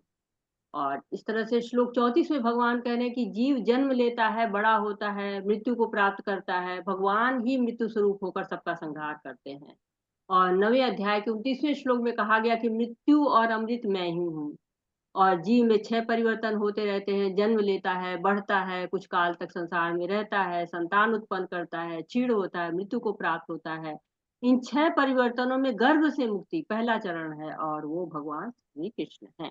और 7 ऐश्वर्य, कीर्ति, श्री, वाग, स्मृति, मेधा, धृति, क्षमा, ये सब स्त्रीवाचक है। और कह रहे हैं कि ये भी मैं ही हूँ, भगवान कह रहे हैं। हरे कृष्ण। बृहत् श्याम तथा श्याम्नां गायत्री छंद श्यामकम् मशानं मर्गशिष्योऽहम् ऋतूनं कुसुमाकरः। हरे कृष्णा। मैं सामवेद के गीतों में बृहत साम हूँ और छंदों में गायत्री हूँ। समस्त महीनों में मैं मार्गशीर्ष, अगहन तथा समस्त ऋतुओं में फूल खिलाने वाली वसंत ऋतु हूँ। हरे कृष्णा। तो भगवान कह रहे कि सामवेद के गीतों में मैं बृहत साम हूँ। 10वें अध्याय जो हम पढ़ रहे हैं, इसी के 22वें श्लोक में भगवान कह चुके मैं सामवेद में हूँ। अब भगवान कह रहे कि सामवेद के सामों में बृहत साम मैं हूँ। तो ये देवताओं द्वारा इसमें परमेश्वर की बृहद रूप में स्थिति गाई गई है, इसलिए इसको कहा गया है कि ये मैं हूँ। और छंदों में गायत्री को कहा गया ब्रह्म का नाद अवतार। और वेदों में जितनी भी छंदबद्ध ऋचाएं हैं उसमें गायत्री को सबसे ऊपर माना गया है। गायत्री को समस्त वेदों की माता भी कहा गया है। और महाभारत काल में जो मार्गशीर्ष महीना है उसको सब मासों में अधिक महत्व दिया गया है। इसमें जो व्रत किए जाते हैं, उपवास किए जाते हैं, इसको महान फल इसका मिलता है। और वाल्मीकि रामायण में भी इसको संवत्सर का भूषण कहा गया है। और जो बसंत ऋतु है उसको ऋतुराज कहा जाता है। इसमें न गर्मी होती है ज्यादा, न सर्दी होती है, वृक्षों में फूल आते हैं, और कृष्ण की लीलाओं का उत्सव होता है, इसलिए इसको महत्व दिया गया है। हरे कृष्ण। दुतं छलयतामस्मि तेजस्तेजस्विनमहम् जयस्मि व्यवसायस्मि सत्वं स्वत्ववतमहम्। अरे नेक्स्ट किसका टर्न है? हरे कृष्णा, किसका टर्न है? कोई नहीं है। दे दीजिए अरे माता जी, संतोषी माता मैं जी को दे छलियों में जुआ हूँ और तेजस्वियों में तेज हूँ। मैं विजय हूँ, साहस हूँ और बलवानों का बल हूँ। दीजिए। तो यहाँ पे भगवान कह रहे हैं कि मैं छलियों में जुआ हूँ। तो छल कपट में दूध क्रीड़ा सर्वोपरि मानी जाती है। और उस समय यदि कोई राजा किसी दूसरे राजा को आमंत्रित करता था दूध क्रीड़ा में, जुआ में, तो मना नहीं कर सकते थे, इसीलिए युधिष्ठिर भी मना नहीं कर पाए। तो कृष्ण की महानता एक तरफ नहीं है, सब तरफ बिखरी हुई है। वो चाहे प्रकृति के तीनों गुण हैं उनमें भी विद्यमान है, सब जगह विद्यमान है। लेकिन वो सबसे अछूते हैं, वो किसी के अधीन नहीं है। वो सबके साहस में भी, बलवानों में भी, तेज में भी, सब में जो है वो दिखाई देते हैं। हरे वृष्णीनं वसुदेवोऽस्मि पाण्डवानां धनञ्जयः मुनीनामप्पहं व्यासः कवीनामुशाना कविः। हरे कृष्ण कृष्ण संतोषी माता जी। जी। जी हरे कृष्ण। मैं वृष्णि वंशियों में वासुदेव और पांडवों में अर्जुन हूँ। मैं समस्त मुनियों में व्यास तथा महान विचारकों में उष्णा हूँ। हरे कृष्ण माता जी। हरे कृष्णा माता जी। तो क्या कह रहे हैं कि विष्णु वंशियों में जो वासुदेव और कह रहे हैं कि विष्णुवंशी भगवान का ही वंश को कहा जाता है, उसमें वासुदेव यानी कि जो बलराम जी हैं वो भगवान का सबसे निकटतम विस्तार है, तो उनको भी वासुदेव कहते हैं और भगवान को भी वासुदेव कहते हैं। तो यहाँ पर बलराम के लिए वासुदेव का जो है प्रयुक्त हुआ है। और अर्जुन पांडु पुत्रों में धनंजय के नाम से विख्यात हैं और नर नारायण में नर का अवतार जो है वो अर्जुन है। उनको भी जो है भगवान कह रहे कि मैं ही हूँ। और व्यास को कृष्ण का अवतार माना ही जाता है। भगवान वेद व्यास समस्त वेदों को भली भांति लिखते हैं, महाभारत पुराण सबको लिखा है उन्होंने। तो उनको भी भगवान कह रहे हैं कि ये भी मैं ही हूँ। और महान विचारक उष्णा कहा गया कि महान विचारक में उष्णा हूँ। तो जो शुक्राचार्य थे वो दैत्यों के गुरु थे, उनको ही उष्णा कहा जाता था। वो बुद्धिमान भी थे, उन्होंने संजीवनी विद्या को भी जानते थे और सबके अधिपति भार्गवों के अधिपति भी कहे गए हैं वो। हरे दंड दमयतामस्मि नीतिरश्मि जिगीषतां मौनं चैवास्मि गुह्यानं ज्ञानं ज्ञानवतमहम्। अराजकता को दमन करने वाले समस्त साधनों में से मैं दंड हूँ और जो विजय के आकांक्षी हैं उनकी मैं नीति हूँ। रहस्यों में मैं मौन हूँ और बुद्धिमानों में मैं ज्ञान हूँ। हरे कृष्ण माता जी। ठीक है। तो क्या कह रहे हैं कि अराजकता को दमन करने वालों में, अराजकता मतलब कि कुछ भी व्यवस्थित न रहने देना। कहते हैं ना कि बहुत अराजक तत्व हो गए हैं, तो इन लोगों को दमन करने के लिए सबसे अच्छा साधन क्या होता है? दंड होता है। तो वो भगवान कह रहे मैं हूँ। और जो लोग अधर्म में घुसे हुए हैं उनको धर्म में लाने के लिए, उनको सही रास्ते पर लाने के लिए दंड का प्रयोग किया जाता है। और नीति क्या है? नियम बनाना, रणनीति बनाना। किसके लिए? विजय के लिए या किसी शासन को चलाने के लिए। तो नीति का बहुत उपयोग होता है। नीति का एक अर्थ न्याय में भी लिया जाता है। कहते हैं जहाँ न्याय है वहां पर विजय है। तो भगवान कह रहे हैं कि मैं ये सब मैं ही हूँ। और साथ ही साथ कह रहे रहस्यों में मैं मौन हूँ। तो मौन को कहा गया है कि मौन जो गोपनीय क्रियाएं होती है उसमें बहुत महत्वपूर्ण माना गया है। और साथ ही साथ जो लोग भक्ति करते हैं उसमें मौन को बहुत उन्नति करने वाला माना गया है कि अगर आप जितना मौन करके मनन करते हैं, अब भगवान के बारे में सोचते हैं, भगवान लीलाओं के बारे में, तो उसको भी बहुत महत्व दिया गया। बुद्धिमानों में ज्ञान हूँ भगवान कह रहे हैं। तो कहते हैं ना कि ज्ञान को दूर करना है, सब भगवान को जान लेना ही ज्ञान है। तो 13वें अध्याय के जो है वो श्लोकों में बताया जाएगा। 17वें श्लोक में भगवान ने बताया है कि मैं ही ज्ञान स्वरूप हूँ। तो भगवान ज्ञान को देने वाले हैं, अंधकार को मिटाने वाले हैं, अज्ञान को मिटाने वाले हैं। ठीक है। यच्चापि सर्वभूतानां बीजं तदहमर्जुन न तदस्ति विना दस्यात् मया भूतं चराचरम्। माता जी। यही नहीं हे अर्जुन, मैं समस्त सृष्टि का जनक बीज हूँ। ऐसा चर तथा अचर कोई भी प्राणी नहीं है जो मेरे बिना रह सके। हरे कृष्ण माता। तो क्या कह रहे हैं कि समस्त जीवों में क्या हूं मैं? जीवन हूँ। और जो है 9वें अध्याय के 18वें श्लोक में भगवान ने कहा था कि मैं अविनाशी बीज हूँ। ये तो अव्यम बीज भगवान कहते कि मैं स्वयं हूँ। तो चर और अचर कोई भी ऐसी जगह नहीं है जो कि भगवान जहाँ पर ना हो। भगवान क्या है? सर्वव्यापी है, सब जगह पर है और सब में उनका ही अंश मात्र है सब लोग, पूरी सृष्टि में। हरे कृष्ण। नन्तोऽस्ति मम दिव्यानां विभूतीनां परन्तप एष तुत्यशता प्रोक्तो विभूतिर्विस्तरो मया। हे परंतप, मेरी देवी विभूतियों का अंत नहीं है। मैंने तुमसे जो कुछ कहा वह तो मेरी अनंत विभूतियों का संकेत मात्र है। हरे कृष्ण माता जी, धन्यवाद। हरे कृष्ण। तो क्या कह रहे हैं कि जितने अर्जुन ने प्रश्न पूछे थे कि आपको किन किन भावों में मैं याद करूं, तो भगवान उसका उत्तर देते हैं और लगातार अपनी असीम जो विभूतियां हैं उनका बताते हैं। और अब इनका उपसंहार कर रहे हैं कि मेरी साधारण विभूतियों की तरह मेरी जो दैवी विभूतियां हैं उनका भी कोई अंत नहीं है। तो भगवान की बहुत सारी विभूतियां, कह रहे हैं कि ये तो अंश मात्र भी नहीं, जितना मैं तुमको बता पाया हूँ ये अंश मात्र भी नहीं है। तो अर्जुन ने भगवान से प्रार्थना की थी कि आप मुझको अपनी दिव्य विभूतियों का वर्णन बताइए। तो संक्षेप में भगवान ने बताया, वो कह रहे हैं कि बहुत असीम विभूतियां हैं, लेकिन थोड़ा सा मैं संकेत मात्र दे रहा हूँ। जैसे होता है ना कि थोड़ा सा जान लो, बाद में कर्टेन रेजर है एक तरह से, और बाद में पूरी पिक्चर बाकी है। वैसे भगवान कह रहे हैं कि ये मेरी अनंत विभूतियों में थोड़ा सा है। ठीक।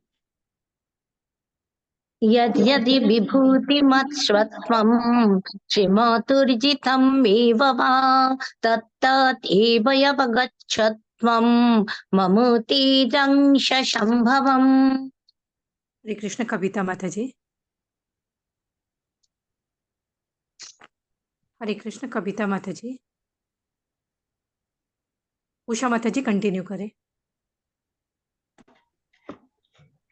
तुम जान लो कि सारा ऐश्वर्य, सौंदर्य तथा तेजस्वी षष्टियां मेरे तेज के एक स्फुलिंग मात्र से उद्भूत हैं। हरे कृष्ण माता। ये सारी विभूतियां जो भगवान ने हमको बताई है उसको हम कैसे जान सकते हैं? इंद्रियों के द्वारा। तो हम देख कर, सूंघ कर और छू कर ऐसे जानते हैं। इंद्रियां हमारी इसी तरह से कार्य करती हैं। तो ये इंद्रियों को ये क्षमता आती कहाँ से है? चेतना के द्वारा। और चेतना कहाँ से आती है? भगवान के द्वारा। तो भगवान की जो इतनी विभूतियां हैं, इतनी अनंत है जिसकी कोई सीमा नहीं है। तो भगवान बता रहे हैं कि सब कुछ मेरी ही शक्ति पर आधारित है। तो कृष्ण की शक्तियों की जो लिखने की चेष्टा भी की जाए तो सारे जो है वो पेन कम पड़ जाएंगे, सारे वेद शास्त्र कम पड़ जाएंगे। हम क्या कर सकते हैं? हम केवल भगवान की विभूतियों को देखकर आनंदित हो सकते हैं।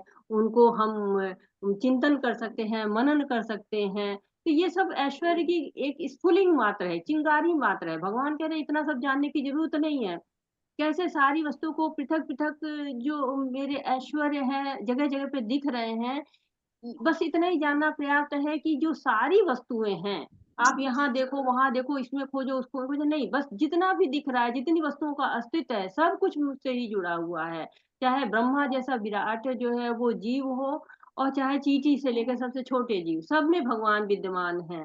तो कहते हैं कि जैसे कि प्रबल सूर्य है, उस वो भी इतनी शक्तिशाली होते हुए भी शक्ति पाता कहाँ से है? भगवान कृष्ण से पाता है। तो सारा संसार का पालन कहाँ से हो रहा है?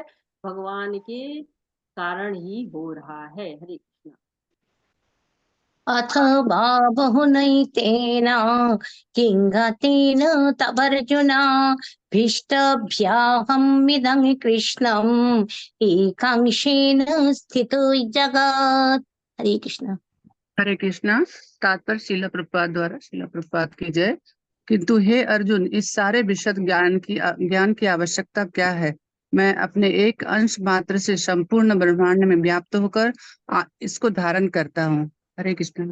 हरे कृष्णा। तो कह रहे हैं भगवान की ऐसा नहीं है कि बहुत पढ़ने की जरूरत है, बहुत ज्ञान लेने की जरूरत है और नोट्स बनाइए कि ये विभूति, ये विभूति, ये ऐश्वर्य, ये ऐश्वर्य, इतना जरूरत नहीं है। बस इतना जान लो कि एक अंश मात्र से, केवल एक अंश से मैं पूरे ब्रह्मांड की रचना कर रहा हूं। अब ये समझिए कि ब्रह्मांड अनंत कोटि ब्रह्मांड है, कोई एक ब्रह्मांड तो नहीं। इस ब्रह्मांड में कितने लोक हैं, कितना मतलब विशाल व्यवस्था है, लेकिन भगवान क्या करते हैं? सबको धारण किए हुए हैं। सबके उनके अंश मात्र से ही उनके जो विस्तार हैं, महाविष्णु, गर्भोदक्षाई विष्णु, क्षीरोदक्षाई विष्णु, ये सब लोग जो है उनके अंश है, विस्तार है। उनसे ही पूरे ब्रह्मांड को सृष्टि भी करते हैं, उनकी पालना भी करते हैं, और उनका जो है वो संहार भी करते हैं। तो सारी धारणा जो है किससे है? एक अंश से है, भगवान के। तो भगवान का लघु अंश ही पर्याप्त है। इससे आप भगवान की महानता को समझ सकते हैं, उनकी व्यापकता को समझ सकते हैं, उनके क्या कहते हैं कि विशाल रूप को समझ सकते हैं। ये समझिए कि हमारे चिंतन से परे है, वो हमारी सोच से भी परे हुए हैं भगवान। हरे कृष्ण। हरे कृष्णा। हाँ, अच्छा समाप्त हो गया ये। तो कहते कि प्रभुपाद जी ने तात्पर्य के द्वारा भगवान की सारे जो है वो क्रियाकलापों को और उनकी जो सर्वोच्चता है, सर्वव्यापकता है, उसको हमको समझाया है। और साथ ही साथ हमको चतुश्लोकी गीता जो भगवत गीता का सार है, उसको भी हमको अच्छी तरह से बताया, समझाया है। तो भगवान हमारी बुद्धि को भक्ति में स्थिर करेंगे यदि हम भगवान के बारे में ज़्यादा जानेंगे कि भगवान हर अणु में व्याप्त है। कहते हैं ना, जिधर देखता हूँ उधर तू ही तू है, अहम सर्वस्व प्रभो। तो भगवान जो है वो सब जगह है। देवता महर्षि सब कहते हैं कि भगवान कृष्ण ही परम पुरुष हैं।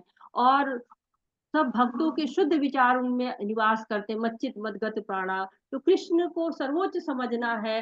अर्जुन जिस भाव से भगवान को समझा रहे हैं हमें, हमें उसी को समझना चाहिए कि बहुत सारी कृष्ण की विभूतियां हैं, बहुत सारे भगवान दिव्य हैं। और उनकी ये सारी जो दिव्यता है, सारी विभूतियां है, वो केवल उनका एक अंश मात्र है। जो ये समझ गया कि हरि नाम हरि नाम हरि नाम केवलम, वो सब समझ लिया। इसलिए हमको सतत कीर्तन करते रहना चाहिए। वाछाकल्पतरुभ्यश्च कृपा सिन्धुभ्य एव च पतितानां पावनेभ्यो वैष्णवेभ्यो नमो नमः। अनंत कोटि वैष्णव हिंदी की जय। शिला प्रभुपाद। जय हरे जय। कृष्णा जय हरे हरे कृष्णा हरे हरे, हरे राम राम राम हरे हरे जी। हरे हरे कृष्णा। कृष्णा। सभी हरे का कृष्ण सभी का हरे माता जी, बहुत हरे हरे कृष्ण माता जी। कृष्णा बहुत बहुत धन्यवाद सभी धन्यवाद को माता भी जी, धन्यवाद बहुत ही माता जी। सुंदर, बहुत ही अच्छा। बहुत हरे कृष्णा धन्यवाद। दीदी। हरे कृष्णा माता जी। हरे माता जी, माता जी 7वें श्लोक में जो आपने बताया था ना संबंध अभिधेय प्रयोजन का, जी और जी उसने ये भी बताया था कि अभिधेय का के बारे में रूप गोस्वामी जी ने लिखा है, प्रयोजन के बारे में रघुनाथ गोस्वामी जी ने। तो संबंध के बारे में आपने कुछ एक नाम बताया, तो ध्यान नहीं है आ रहा वो। अच्छा, वो सनातन गोस्वामी है माता जी। सनातन गोस्वामी संबंध के आचार्य कहे जाते हैं, संबंध के जी देवता मदन मोहन कहे जाते हैं। तो जी। अभी आप लोग और पढ़ेंगे थैंक तो यू ये माता जी। बहुत मैंने आपको बहुत संक्षेप में छोटे में दिया है। ये इसका बहुत जो है विस्तृत है। और जैसे जैसे आप आगे बढ़ेंगे, भक्ति शास्त्री में बढ़ेंगे, तो वहां पर आपको डिटेल में इसको बताया जाए। जी माता जी, थैंक यू माता जी। तो अभी तो मैंने आपको वही, जैसे कर्टेन रेजर भगवान का था, वैसे ही इनका भी कर्टेन रेजर है, थोड़ा सा आपको बता दिया है। आगे जी आप जी और माता जी, पढ़ेंगे तो थैंक यू माता जी। हरे कृष्णा। आपका और कोई प्रश्न है, कोई सुझाव है कुछ? हरे कृष्ण माता जी, जी माता जी, पांचांग प्रणाम। हरे आपको भी जी, पांचांग प्रणाम माता जी। कैसे हो माता जी? बढ़िया है।